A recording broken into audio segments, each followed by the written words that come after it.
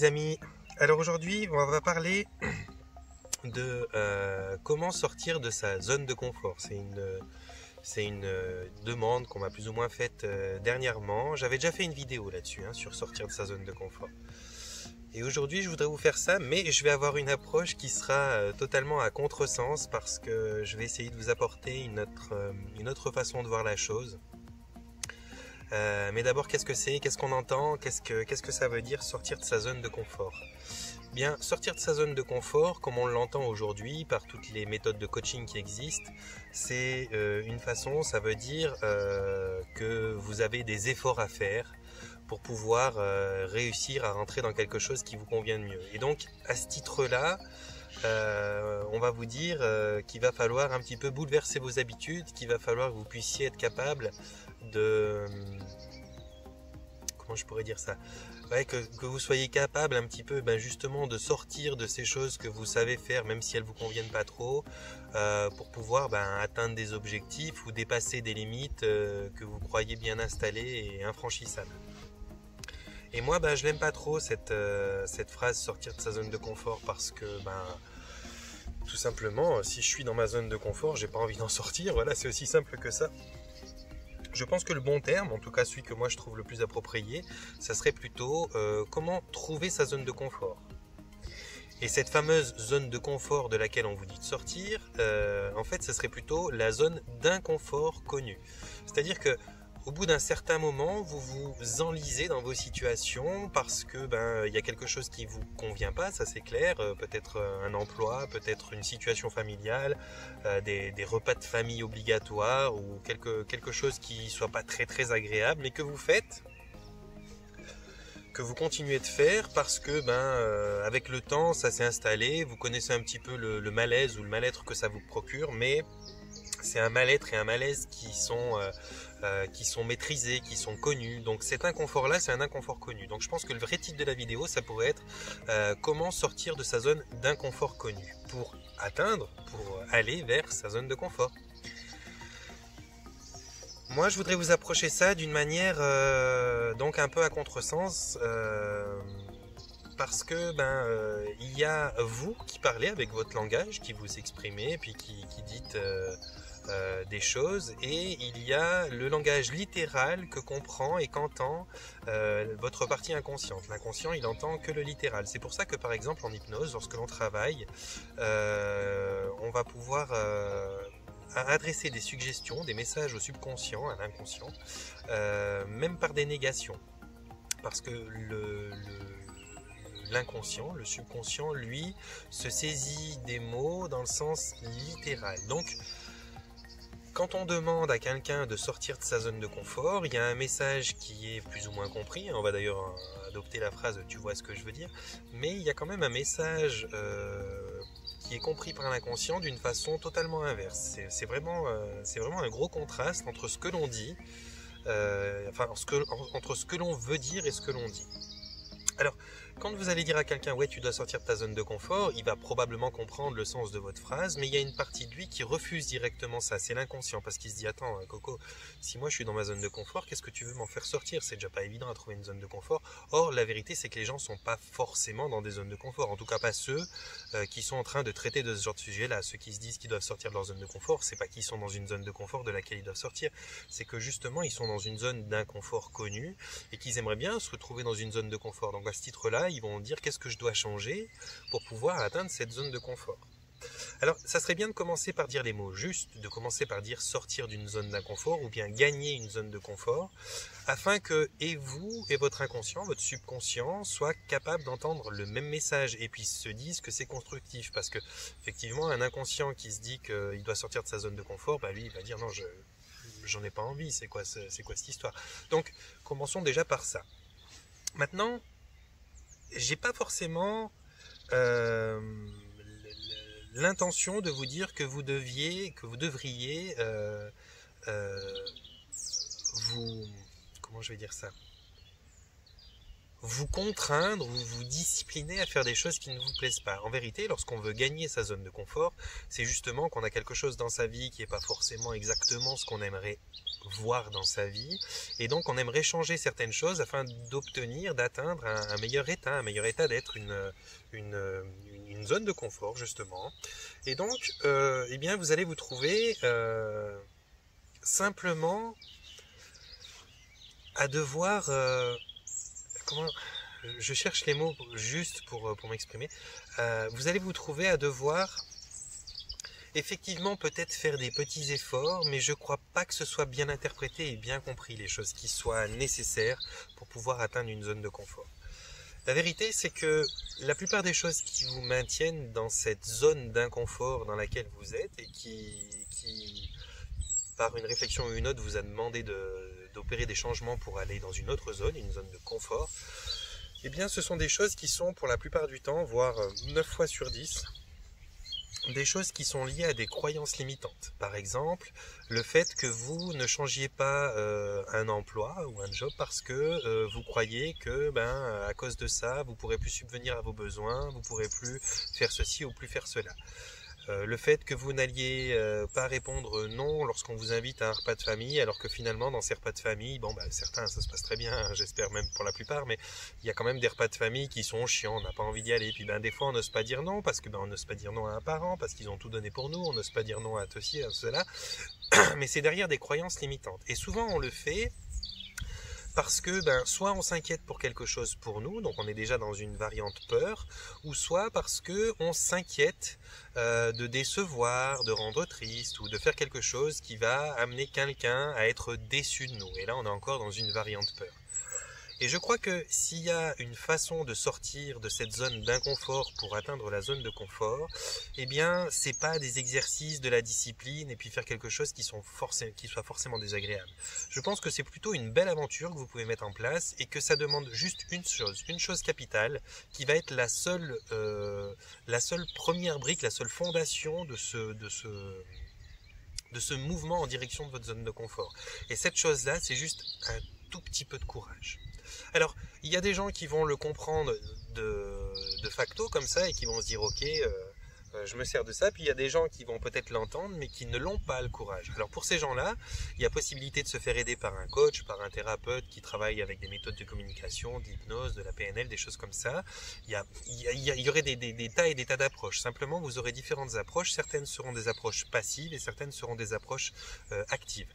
Les approches passives, j'appelle les approches passives lorsque vous allez chez quelqu'un pour obtenir un soin auquel vous ne prenez pas part. Par exemple, l'acupuncture, les massages et les autres choses qui sont à base d'énergie où finalement vous arrivez et puis vous accueillez ce que l'on vous transmet. Là, vous vous êtes pas impliqué, vous n'avez pas forcément cherché quelle était l'origine de ce qui vous bloquait et puis vous n'avez pas vraiment identifié qu'est-ce qu'on vous a fait. Vous savez que ça vous a fait du bien, mais vous savez pas vraiment quoi. C'est pas vous qui avez donné part à cet exercice-là. Et il y a donc les méthodes actives qui sont celles, justement, l'hypnose, la PNL, tout ça, où même si vous êtes sous le soin de quelqu'un, vous allez quand même contribuer, partager qu'est-ce que vous ressentez être peut-être la chose qui vous bloque. Vous allez échanger avec la personne qui va vous suivre tout en essayant de comprendre en même temps qu'elle qu'est-ce qui pourrait être les éléments limitants. Et puis, eh bien, vous allez, au travers de la séance, je prends pour exemple l'hypnose, vous allez quand même, vous, à l'intérieur de votre tête, partager et fabriquer, créer l'histoire finalement que le thérapeute va vous raconter pour prendre part à la construction de ce scénario qui vous fait vivre une expérimentation virtuelle, on va dire ça comme ça, une expérimentation virtuelle qui soit bénéfique, qui vous aide à voir que finalement la chose qui vous fait peur un petit peu d'essayer, c'est une chose qui peut très bien se passer. Et c'est un petit peu peut-être ça que vous devriez viser si vous voulez sortir de cette fameuse zone. Il va falloir que vous puissiez, si vous avez besoin d'aide, viser une méthode qui soit une méthode de soins, d'accompagnement active. Parce que à travers ces exercices-là, il y a beaucoup plus de résultats et ils sont beaucoup plus à tenir sur la longueur qu'une méthode passive qui peut vous faire un petit pansement pendant quelques temps, mais finalement, comme vous n'avez pas été au courant de qu'est-ce qu'on a travaillé sur vous et comment ça a été fait, eh bien, il y a de fortes chances que vous ne changiez pas les mécaniques derrière qui qui sont les mécaniques qui vous ont amené à venir dans cet état-là de limite et d'épuisement. Et donc, eh bien, ça va revenir petit à petit. Alors que quand vous travaillez avec une méthode active, quelqu'un qui vous accompagne d'une façon plus dynamique, eh bien, vous allez prendre part à votre changement, et donc les briques de changement qui vont être posées seront des briques qui ne se détruiront pas, elles ne reviendront pas en arrière. Après, en appui, vous pouvez très bien utiliser des méthodes passives qui vont, elles, pouvoir soutenir un petit peu votre dynamique, votre énergie, puis vous permettre de rester dans une très bonne vibration, quoi. Maintenant, sortir de sa zone de confort, ça demande ça. Ça demande du courage. Du courage, pourquoi? Parce qu'en fait, finalement, sortir de sa zone de confort, ça veut dire apprendre à dire non. J'ai déjà fait une vidéo dernièrement là-dessus où je parlais un petit peu d'apprendre à dire non, de savoir dire non. Eh bien, on rejoint un petit peu ça. Finalement, sortir de cette zone-là, ça va vous demander à vous de changer des choses que vous faites et qui ne vous servent pas. Mais je pense que pour la plupart d'entre vous, les choses que vous faites et qui ne vous servent pas, vous les faites pas de votre propre chef ou par volonté. Vous les faites parce que justement, il y a quelque chose qui semble vous contraindre. En tout cas, dans vos croyances, ça semble vous contraindre. Eh bien, l'idée aujourd'hui, c'est de comprendre qu'il n'y a pas grand-chose qui vous contraint. Ce qui vous contraint finalement, c'est des croyances qui ne sont même pas forcément éprouvées, et puis qui ne sont pas avérées, et qui sont des croyances limitantes, que si vous les testez, ces croyances-là d'ailleurs, eh bien, vous allez vous apercevoir finalement que c'est vraiment rien d'autre que des pensées qui sont négatives à votre encontre. Alors, peut-être que ça commencerait par là. Commencez par arrêter de dire sortir de sa zone de confort. Parce que l'inconscient, quand il entend ça, il dit bah non, moi ma zone de confort, je veux la conserver. Donc déjà, il y a une partie de vous, la moitié de vous, qui n'a pas envie de bosser là-dessus. Elle se dit non, c'est quoi cette histoire? C'est comme si tu me dis de m'arrêter de me faire du bien, quoi. Ça joue pas. Alors, déjà, employez le vocabulaire adapté à ce travail, cette œuvre que vous allez faire dans votre vie. Ensuite, essayez de saisir le courage nécessaire pour pouvoir commencer à vous entendre, à voir qu'est-ce qui est en vous la chose qui vous déconvient ou les choses qui vous déconviennent, et voir sur quel milieu, dans quel contexte elles apparaissent, et de voir pour commencer à les changer. Je pense qu'il n'y a pas besoin à quelqu'un, il n'y a pas besoin, de dire à quelqu'un qu'est-ce qui est quelque chose qui lui convient ou qu'est-ce qui est quelque chose qui lui convient pas. Il y a pas mal de gens peut-être qui vont poser la question, oui mais moi je sais pas trop. Si on vous met un coup de marteau sur l'orteil, vous verrez tout de suite que ça vous convient pas et vous retirerez votre pied, c'est tout à fait logique. Eh bien c'est pareil, quand on va dans un job qui nous convient pas, qu'on a la boule à l'estomac chaque lundi matin parce que on est dégoûté de reprendre sa semaine, quand on va à des repas de famille auxquels on dit oui mais qu'on sait très bien qu'il va y avoir des moments qui vont être désagréables et qu'on n'a pas forcément envie d'y aller, eh bien ça commence par là, sortir de cette zone d'inconfort. Ça commence par être capable de dire à sa famille, écoute non, je suis épuisé, j'ai besoin d'un certain temps pour moi et ce temps j'ai pas envie de le passer autour d'une table avec vous qui allez parler de certaines choses dont j'ai peut-être pas forcément envie de parler en ce moment, mais j'ai peut-être envie de me retrouver comme je le fais moi par exemple dans la verdure, dans un champ, me poser, méditer, faire quelque chose qui soit bon pour moi, quelque chose qui me fasse du bien. Et je pense que la première chose à faire, enfin la deuxième maintenant, après employer le bon langage, eh bien c'est ça, c'est d'avoir le courage d'oser dire non à des personnes. Pour ça, il va falloir que vous compreniez intellectuellement qu'est-ce qui vous a empêché de dire non. Ce qui vous a empêché de dire non, les trois quarts du temps, c'est une peur. Cette peur, c'est ou la peur de rendre triste, ou la peur de décevoir, ou la peur d'avoir peut-être une mauvaise opinion de vous si vous répondez ceci ou cela, mais il n'y a pas de contrainte réelle, comme un revolver sur la tempe, qui vous empêcherait de dire non. Et comprenez bien que ces gens que vous avez peur de décevoir, si vous avez peur de les décevoir, c'est parce que d'une certaine manière, vous avez un sentiment vis-à-vis d'eux. Et ce sentiment que vous avez vis-à-vis d'eux, c'est probablement un sentiment qui est à une tendance d'amour. Amour de ses parents, amour de sa famille, amour de telle personne qu'on aime bien. Et donc, à ce titre-là, vous allez vous retrouver à donc avoir en face de vous, normalement, des personnes qui en retour vous aiment aussi. Et donc, si ces personnes, elles vous aiment aussi en retour, ça veut dire que, eh bien, elles ont tout intérêt à vous voir radieux, à vous voir lumineux, qu'elles ont normalement du plaisir à prendre de savoir que vous faites quelque chose qui est bon pour vous, et donc le non que vous pensez être négatif ou inadapté que vous avez envie de leur dire pour tel repas ou pour telle activité que vous voulez pas faire en leur compagnie, c'est pas un non qui devrait être mal pris en soi, parce que finalement si vous leur dites non, j'ai besoin de prendre du temps pour moi, de me faire du bien, ils devraient l'entendre, et par l'amour qu'ils vous portent, qui est un retour de l'amour que vous leur donnez, eh bien ils devraient être contents pour vous. Alors certaines personnes qui ont peut-être de l'ego, qui ont peut-être des attentes sont pas tellement, comment je vais dire ça, louables vis-à-vis de vous, que c'est plutôt des questions de gens qui sont un peu égoïstes et puis qui pensent qu'à eux, eh bien peut-être que là vous devrez mettre un petit peu les points sur les i. Mais ça va passer par là. C'est au moment où vous allez savoir vous diriger vers votre zone de confort que vous allez devoir forcément sortir de la zone d'inconfort. Et cette zone, puisqu'elle est inconfortable, eh bien il va falloir à un moment ou l'autre juste avoir cette dose de courage pour dire non. Mais vous n'êtes pas obligé d'envoyer chier quelqu'un sous prétexte que vous lui dites non. Vous pouvez très bien dire non, soit en vous justifiant, ce qui n'est pas forcément nécessaire à mon sens, mais certaines personnes en auront besoin, ou soit en n'expliquant rien. Alors pour ceux qui veulent se justifier, expliquez-leur simplement qu'au nom de l'amour qu'ils sont censés vous porter, ils devraient être contents et ils devraient accueillir bien la nouvelle que vous leur exposez. En l'occurrence, je ne veux pas venir à tel repas, j'ai envie d'aller au bord du lac, ou ci ou ça. Et s'ils vous demandent en insistant de faire un effort, c'est que finalement, ils n'ont pas pris en considération votre besoin à vous, celui que vous vous accordez à vous, cette dose de respect que vous méritez d'avoir et que vous méritez de vous donner. Parce que quand on est une personne respectueuse, effectivement, on respecte à outrance les gens qui sont autour de nous, mais le respect, ça passe pour tous les êtres humains de la Terre, vous compris. Vous devez autant vous respecter, voire plus, que quelqu'un qui est en face de vous. Donc si vous vous respectez suffisamment, à un moment ou l'autre, eh bien, vous devrez être capable de dire, et c'est là où va être toute la chose qui peut être problématique pour certaines personnes, c'est d'avoir gagné cette force d'être capable de dire non.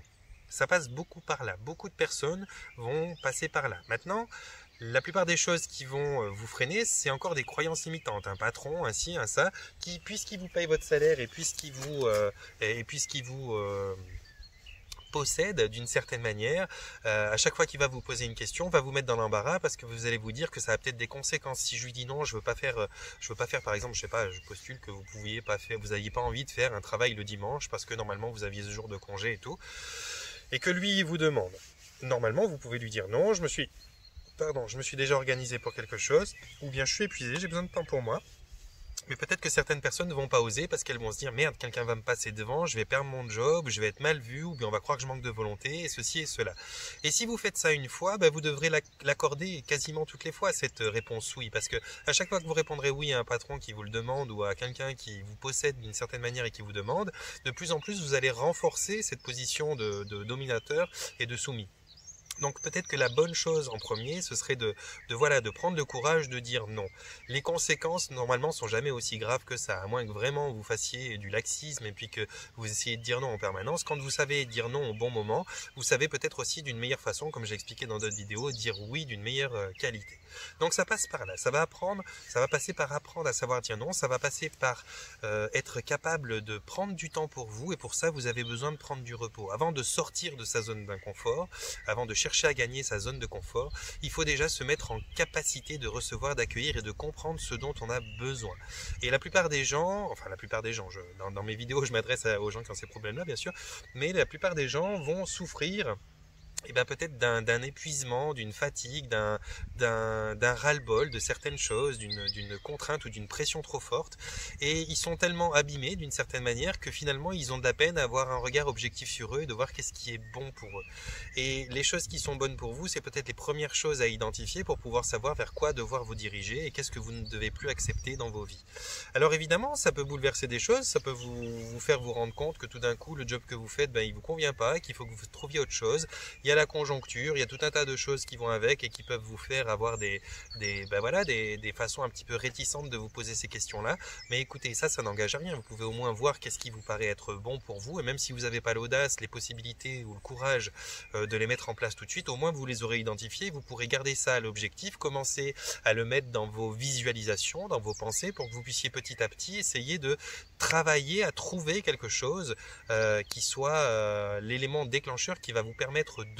Parce que finalement, lorsqu'on est face à un problème, on commence à réfléchir pour trouver des solutions. Par contre, si on fait en sorte de ne pas voir le problème, si on fait en sorte de l'éviter ou qu'on l'accueille comme quelque chose d'inchangeable, eh bien notre esprit ne va pas se fatiguer, il ne va pas réfléchir, il ne va pas se casser la tête à trouver des solutions. L'esprit cherche à trouver des solutions uniquement sur ce qu'on a identifié comme problème. Donc, vous pouvez passer par là aussi. Commencez par avoir le bon vocabulaire vis-à-vis de ça lorsque vous parlez de quelque chose qui est la traduction d'un changement que vous voulez opérer. Donc dire sortir de ma zone d'inconfort et non pas de ma zone de confort, parce que la zone de confort, on ne veut pas en sortir. Ensuite, prendre le courage, ou peut-être en deuxième position, essayer de trouver des temps, et tout le monde les a, c'est qu'on ne veut pas le faire, ou qu'on est feignant, ou qu'on croit que se reposer, c'est être dans son canapé à manger un Kinder Bueno et à jouer à PlayStation, peut-être, mais c'est pas ça. Se reposer, c'est pas juste se reposer physiquement, c'est reposer son esprit, et pour ça, il y a pas mal de choses qui vont être là et vous appuyer. Par exemple, aujourd'hui, vous voyez, si je me tais 2 secondes,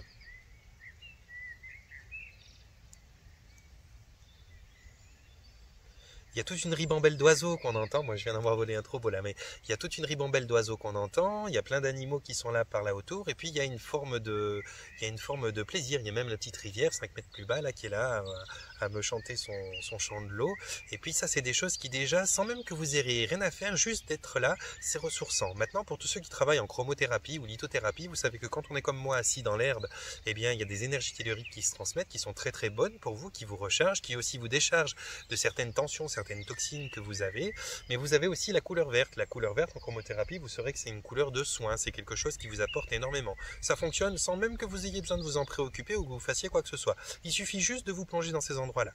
Donc, si en premier lieu, vous prenez un petit peu du temps pour vous, si vous commencez par vous dire, bon, de toute façon, il y a quelque chose que je dois faire, ça va être fait à un moment ou l'autre, mais il faut peut-être déjà que je commence par, me ressourcer la moindre pour que je puisse être en condition et en capacité, d'avoir suffisamment de niaque, de volonté et d'attributs en ma possession pour pouvoir peut-être avoir le courage nécessaire et pour peut-être être plus sur le coup de sentir qu'est-ce que je veux, qu'est-ce qui est bon pour moi. Parce que quand on est un peu épuisé, on a un peu l'esprit embrouillé, puis on a de la peine à voir ce qui est bon pour soi.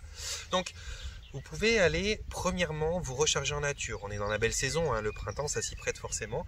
Vous pouvez aller vous recharger en nature, vous pouvez aller au bord d'une rivière, vous pouvez aller dans un champ, vous pouvez aller en forêt. Bref, un endroit naturel où vous êtes loin de toutes les antennes qui vous envoient des ondes et des ondes, où vous êtes loin des postes de télévision, des téléphones qui vont, eux, vous envoyer des messages. Et je vous parle pas des messages subliminaux, juste des messages déjà que vous recevez, et encore des ondes aussi.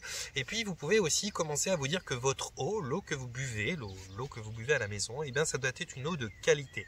Alors, je ne parle pas forcément de qualité chimique de l'eau, mais je parle de qualité moléculaire. Moléculaire, ça veut dire l'agencement des particules qui la composent. Il a aussi un certain sens, une certaine façon de bien vibrer et d'être joli. C'est un peu comme un dessin. On peut faire des gribouillis ou des belles petites fleurs. L'eau, c'est pareil. Quand vous la buvez, vous le voyez pas, mais à un niveau moléculaire, elle peut soit ressembler à des gribouillis des cellules cancéreuses, parce qu'elle est complètement abîmée, quasiment morte à la sortie du robinet, ou soit elle peut commencer à avoir un agencement qui est différent, qui soit plus construit, qui soit plus joli et qui soit plus vivant.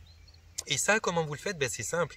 Déjà, vous essayez de tirer votre eau du robinet et la mettre dans une carafe. Si possible, une carafe filtrante pour éviter un maximum de chenilles qui sont déjà présents, parce qu'ils sont vraiment présents dans l'eau, les chenilles qu'on vous met. Et puis, vous mettez cette eau dans une carafe. Vous essayez d'avoir une carafe qui soit suffisamment grande, voire 2, pour avoir une eau qui puisse se poser 24 heures chez vous. L'utilité de ça, c'est que l'eau qui va poser 24 heures chez vous, il faut vous imaginer qu'elle a traversé des tuyauteries, des pompes à haute pression, qu'elle est venue d'endroits incroyables, qu'elle a traversé des kilomètres et des kilomètres de tuyaux qui passent par des logements, par des cités, par des machins, par des endroits industriels pour arriver dans votre robinet. Et tous ces endroits qu'elle a traversés, comme l'eau emprunte les mémoires des choses qu'elle traverse, elle arrive à la sortie de votre robinet avec toutes ces mémoires. Elle a traversé des foyers qui s'engueulent, des foyers qui étaient malades, des foyers remplis de jalousie, elle a traversé des foyers énervés, elle a traversé des industries qui sont néfastes, elle a traversé des endroits qui n'ont pas un pet de nature, elle est dans la terre, poussée à une pression colossale dans des tuyaux qui font des angles droits, des machins, des trucs, et donc elle arrive dans un état pitoyable, l'eau, à la sortie de votre robinet. Alors, si vous la laissez reposer 24 heures dans une petite carafe sur laquelle vous avez dessiné un petit cœur, ou vous avez mis quelques jolies phrases du genre je t'aime, la joie, la plénitude, ou des choses comme ça, l'eau dans cette carafe, elle va s'imprégner des mémoires, des intentions que vous aviez eues lorsque vous avez écrit ces petits dessins. Elle va aussi s'imprégner de l'énergie et de la vibration qui est celle de votre logement à vous. Ça veut dire que si dans votre logement, vous avez quelque chose d'assez feng shui, ça veut dire bien ordonné, pas trop le bordel à l'entrée, la cuvette des toilettes toujours fermée, que les énergies sombres ne montent pas et tout ça, vous allez vous trouver avec une énergie qui est plus ou moins appréciable, et l'eau, elle va s'impacter de cette énergie-là, et donc elle sera au moins neutre vis-à-vis de vous. Elle ne sera pas impactée d'autres réseaux familiaux, si vous voulez, qui ne sont pas du tout correspondants à votre énergie à vous, et donc elle ne va pas vous transmettre cette énergie-là. Donc 24 heures, faire poser l'eau chez soi dans une petite carafe remplie de belles intentions, c'est quelque chose qui déjà peut améliorer très grandement la qualité moléculaire de votre eau, la qualité de ses mémoires. Ensuite, une alimentation la plus saine possible. On est d'accord que les Kinder Pingui et puis les barquettes Findus, c'est pas quelque chose qui va mettre votre corps dans les meilleures dispositions pour avoir un regain d'énergie, pour pouvoir avoir un cerveau qui fonctionne bien, une réflexion qui soit adéquate et qui va vous permettre, quand vous essayez de vous introspecter pour savoir qu'est-ce que vous avez besoin de vivre à partir de maintenant, eh bien, ça va être compliqué si vous êtes en stade d'épuisement, si votre corps, il se bat pour essayer de traiter des aliments dont il sait pas quoi faire, parce que de la salade, il sait quoi en faire, il va vous en faire quelque chose, des fruits, des légumes, des baies, des noix, des choses comme ça, il sait quoi en faire. Par contre, des produits qui sont remplis d'additifs, qui sont remplis d'antioxydants, qui sont enfin de conservateurs, d'exhausteurs de goût, de choses comme ça, eh bien c'est un travail colossal pour lui, il a de la peine à le digérer, vous stockez des toxines, vous stockez aussi de la masse en plus, et puis finalement vous lui demandez 4 fois le travail nécessaire pour arriver à évacuer même pas un tiers de ce qu'il devrait évacuer naturellement. Donc vous stockez de la merde, ça vous met dans des états qui sont, alors peut-être c'est pas facile, c'est subtil, hein, donc pas facile à discerner, mais effectivement ça vous met dans un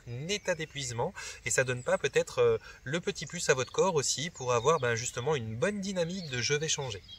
Donc employez le bon langage, essayez de nommer les choses comme elles sont, sortir d'une zone d'inconfort parce qu'on a tout avantage à le faire et non pas d'une zone de confort dans laquelle on voudrait être bien.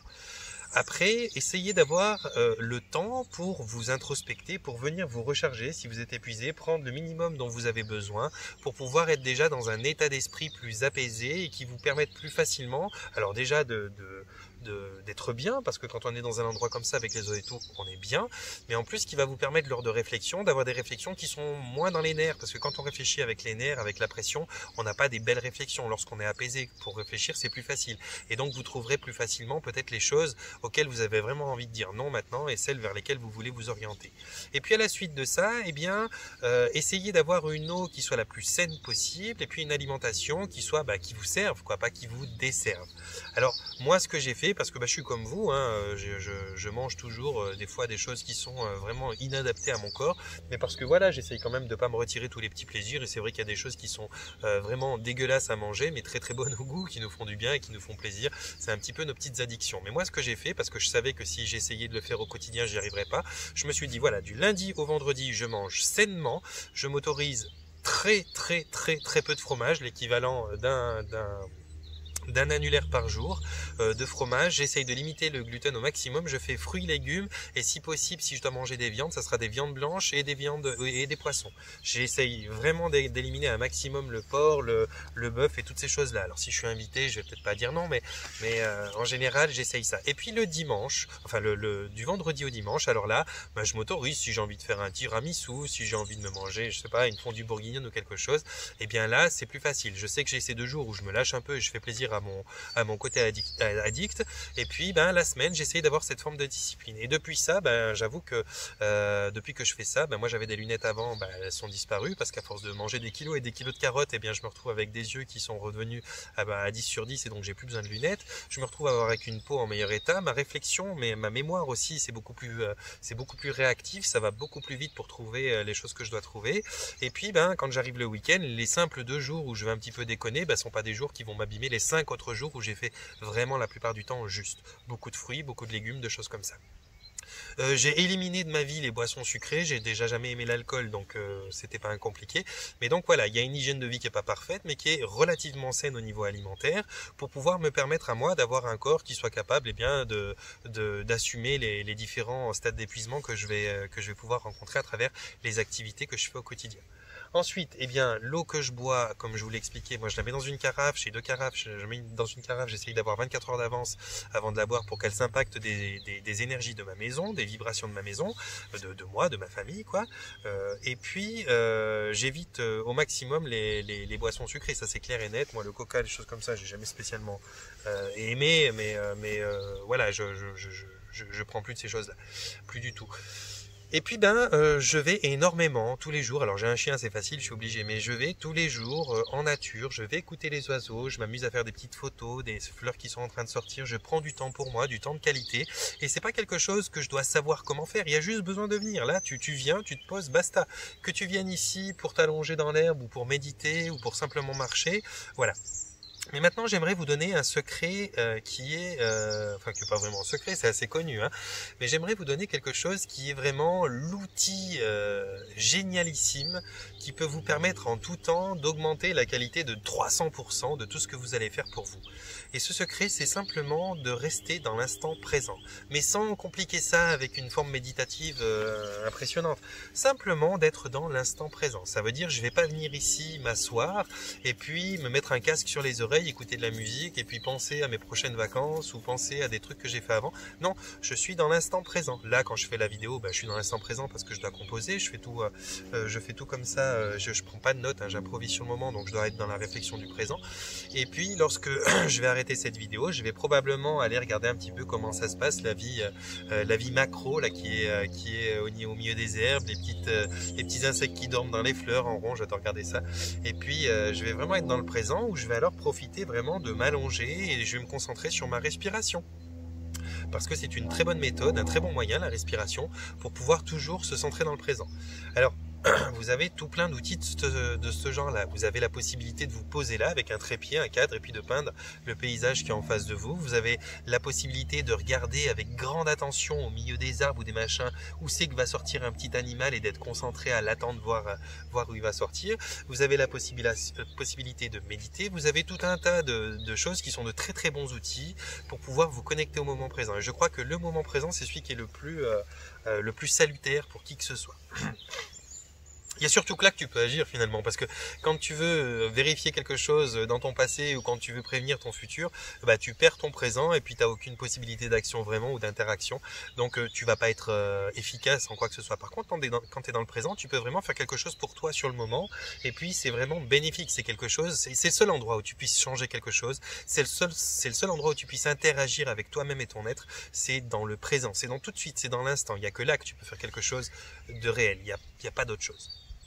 Donc, nominez de la bonne façon afin de permettre à toutes les parties de vous d'entendre le bon message et d'avoir envie de le respecter. Essayez d'avoir des temps le plus possible pour vous où vous vous reconnectez à la nature qui va vous apporter énormément même si vous ne le sentez pas. Essayez d'avoir une eau et une alimentation qui soient les plus bénéfiques pour vous.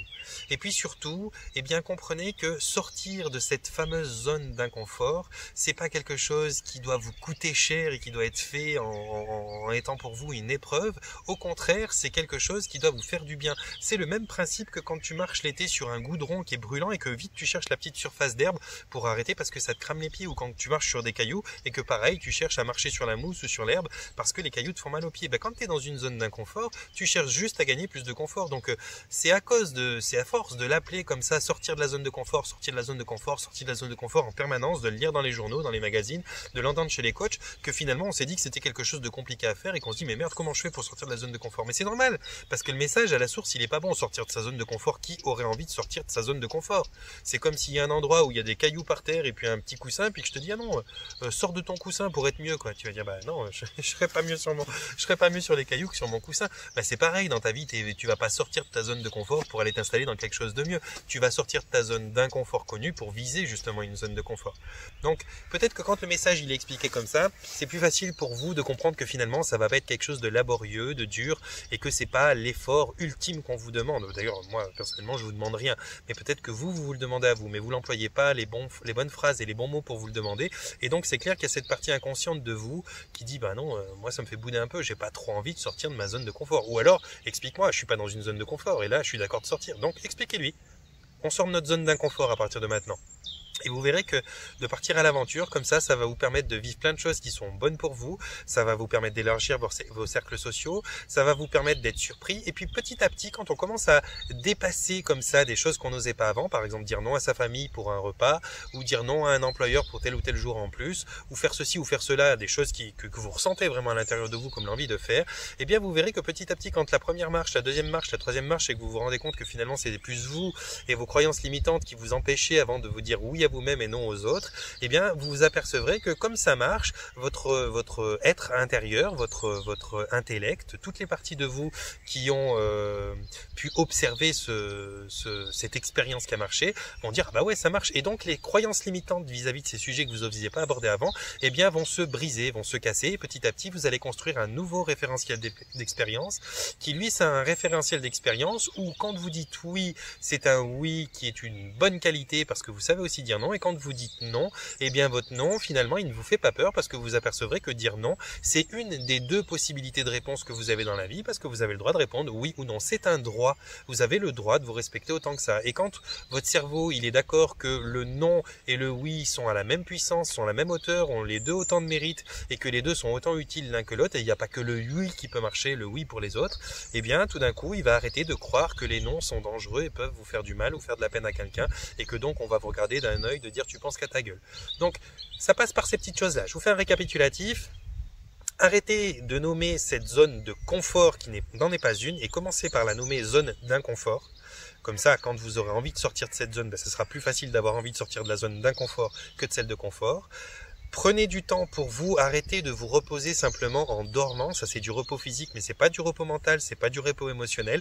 Il faut vraiment que vous veniez vous imprégner d'une énergie qui soit celle de la nature, elle est faite pour ça, que vous le compreniez ou pas, on s'en fiche, c'est vraiment comme ça que ça fonctionne et c'est tout, il n'y a rien d'autre à dire là-dessus. Comprenez que votre alimentation et votre eau sont les piliers principaux, sont votre carburant, et donc si vous avez un carburant de mauvaise qualité, toute la possibilité d'action que vous avez à l'intérieur sera diminuée parce que vous serez en état d'épuisement, que vous le sentiez ou pas. Et comprenez aussi que le courage nécessaire pour dire non à certaines choses afin de pouvoir enfin dire oui à celles qui vous intéressent, ça n'est pas quelque chose qui est malhonnête ou quelque chose qui fait de vous une personne irrespectueuse. Au contraire, vous deviendrez un petit peu plus respectueux de vous-même et vous verrez que, moi je l'avais déjà dit dans une autre vidéo, mais quand vous apprenez à dire non à certaines personnes, à certaines demandes, à certaines situations, eh bien vous rehaussez, vous améliorez la qualité de vos oui, parce que quand on sait dire non, on sait mieux dire oui. Quand on sait que il n'y a pas vraiment d'étonnement quand vous dites tout à quelqu'un. De toute façon vous dites tout à tout le monde dans l'histoire, donc voilà. Voilà les amis, je vais vous envoyer mon panier de bisous, je vais vous souhaiter de vous porter bien, de prendre soin de vous, et puis je vous invite vraiment à profiter maintenant de cette saison du printemps. C'est juste divin, ce que vous pouvez gagner à travers ces petits moments que vous passez là, et puis plus vous en ferez, et puis plus vous aurez la possibilité de sentir que ça vous fait du bien. Et puis d'ailleurs c'est approprié actuellement avec cette psychose du coronavirus, eh bien vous avez la plupart des gens qui sont obligés d'être arrêtés, obligés de se retrouver entre eux, puis c'est peut-être justement l'opportunité pour vous rendre compte qu'est-ce que ça fait la vie quand on sort un petit peu de ce modèle d'habitude, qu'est-ce que ça fait, comment ça change, à quel point ça me fait du bien, et c'est vraiment l'occasion pour vous d'essayer ça. Voilà. Vous pouvez me mettre des commentaires si vous avez des idées de sujets, c'est vraiment bienvenu parce que des fois j'aurais bien envie que vous me donniez des sujets que vous voulez que je développe. Donc donnez-moi vos idées si vous avez envie, ou des sujets qui vous intéressent, je les développerai avec grand plaisir. Vous pouvez m'écrire un commentaire si vous voulez qu'on aille un petit peu plus loin sur cette histoire de zone d'inconfort, de zone de confort.